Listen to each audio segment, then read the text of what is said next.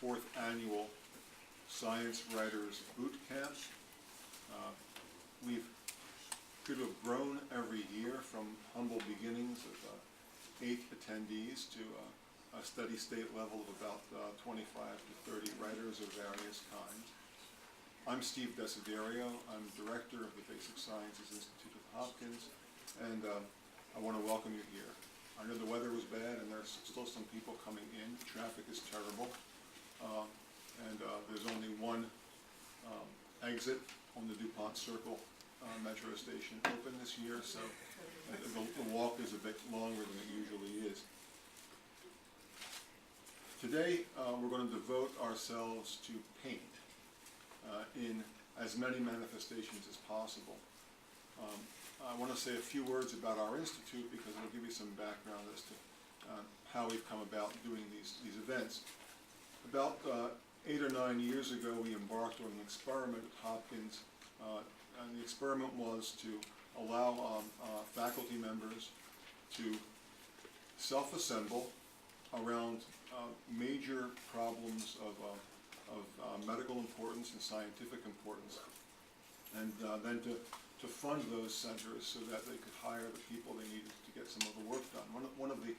One of the most important criteria for investing in that kind of science was the willingness of the faculty members in the basic science departments to work with their colleagues in clinical departments, and the readiness of the topic under investigation for that kind of collaboration. And I think today is going to be exemplary of what can happen when you bring scientists of various stripes together around a particular problem. The main motivation in starting these events was to allow people in the communications field, science writers, society communicators, and so forth, to have an opportunity to spend a half a day or a day getting up to speed on current issues around a topic of interest, to allow our scientists to interact with the community of writers, and then hopefully to establish a dialogue that will continue into the future. We want these events to be as informal as possible, and that means that you should feel free to interrupt at any point with questions. Every question is welcome. There are no questions that are too naive. There are no questions that are too sophisticated. And if we don't hear questions, don't worry, because at the end of each session, and we've got 4 such sessions, there'll be time to ask questions. We'll call the speakers up after everybody's spoken in that session and make them available for questions. The speakers have also promised to be available for, many of them will be here all day.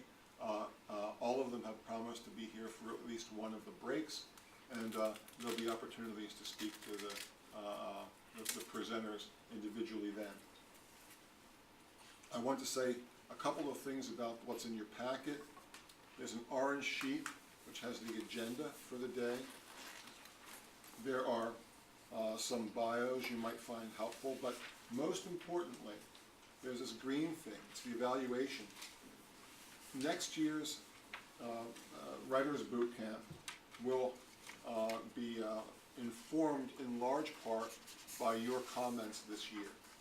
So our selection of the topic pain this year was in direct response to comments made by a number of writers last year at the end of our session on epigenetics and genes to society. So with that, I'm going to hand the program over to Randy Reed and Paul Fuchs from Johns Hopkins, who are the directors of the Center for Sensory Biology in the Institute. Thanks very much.